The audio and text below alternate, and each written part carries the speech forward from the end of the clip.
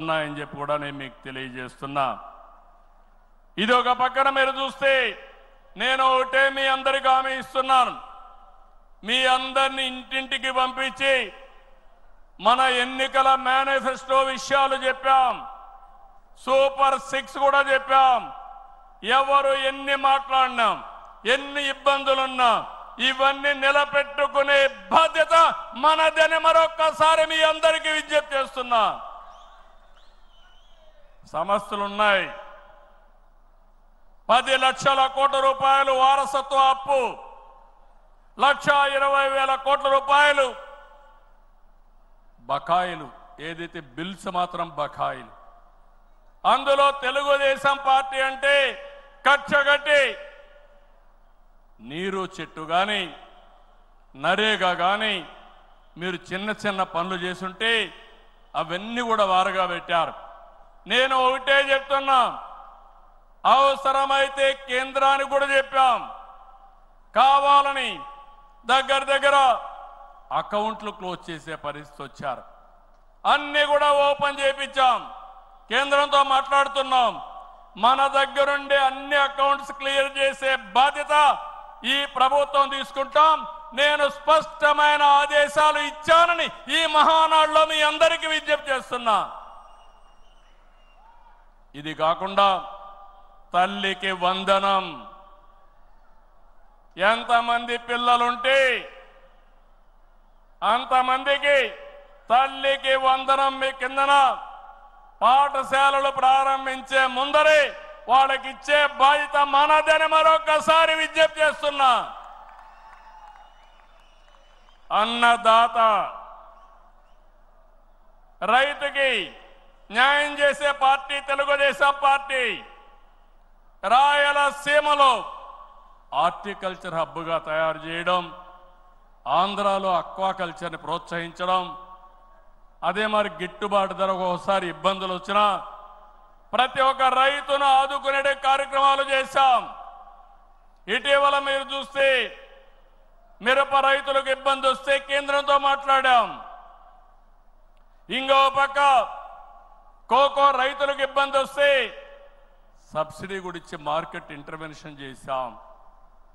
ఇంకో పక్కన మీరు చూస్తే ఏదైతే రాయలసీమలో మామిడి రైతులకు ఇబ్బంది వస్తే వాళ్ళ తరపున కూడా చర్యలు తీసుకుంటున్నాం. అంతేకాదు ఇక్కడికి వచ్చినప్పుడు పొగాకు రైతులకు ఇబ్బంది వస్తే వాళ్ళకు కూడా ఇంత రేట్ అని తప్పకుండా ఇవ్వాలని పెట్టుకున్నాం. అన్నదాత 20,000 రూపాయలు ఇస్తా అన్నాం. కేంద్రం ఇచ్చిన 6,000 రూపాయలు కలుపుకొని 20,000 రూపాయలు 3 విడతలుగా రైతుల అకౌంట్లో వేసే బాధ్యత మొదటిది ఈ సంవత్సరమే. కేంద్రం ఎప్పుడేస్తే అది ఇప్పుడు వేస్తామని చెప్పి కూడా నేను మీకు తెలియజేస్తున్నా. ఆగస్టు 15న మా ఆడబిడ్డలకు శుభవార్త, ఉచిత ప్రయాణ సౌకర్యం కూడా ఏర్పాటు చేస్తున్నామని ఈ సందర్భంగా అనౌన్స్ చేస్తున్నాను.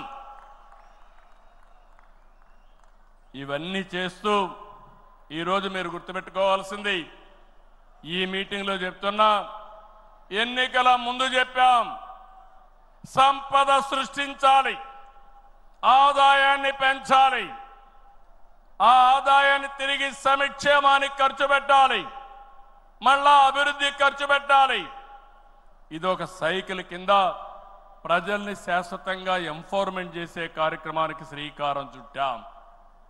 ప్రతి ఒక్క వ్యక్తికి రాష్ట్రంలో ఒక భద్రత ఇవ్వడం మన బాధ్యత. ఇంకో పక్క ప్రతి ఒక్క కుటుంబాన్ని ఎంపవర్ చేయడం కూడా మన కర్తవ్యం అని చెప్పి కూడా నేను మీకు తెలియజేస్తున్నా. దీనికి టెక్నాలజీ ఉపయోగిస్తాం. నేను ఇప్పటికే మీరు చూస్తూ ఉంటారు, కడాన మన కార్యకర్తల్ని ఎంపిక చేయాలన్నా, మన నాయకుల్ని పదవులకు, పార్టీ పదవుల్లో, ప్రభుత్వ పదవుల్లో ఎంపిక చేయాలంటే కార్యకర్తల అభిప్రాయాన్ని, ప్రజల అభిప్రాయాన్ని తీసుకునే ఈ పార్టీ ప్రభుత్వ సర్వీసుల పైన కూడా ఎప్పటికప్పుడు ప్రజాభిప్రాయం సేకరించి ఎవరైనా అధికారులు పనిచేయకపోతే పని చేయించే బాధ్యత, ప్రజల అభిష్టం ప్రకారం పనిచేసే బాధ్యత మనం తీసుకుంటామని మరొకసారి తెలియజేస్తున్నా. అందుకే టెక్నాలజీ మొట్టమొదటిసారిగా ఐటీ మినిస్టర్ గారి ఆధ్వర్యంలో వాట్సాప్ గవర్నెన్స్ తీసుకొచ్చాం. ఇదో గేమ్ చేంజర్. రేపు రాబోయే రోజుల్లో మీరు గుర్తుపెట్టుకోండి, ఎక్కడికి పోయే పని లేదు.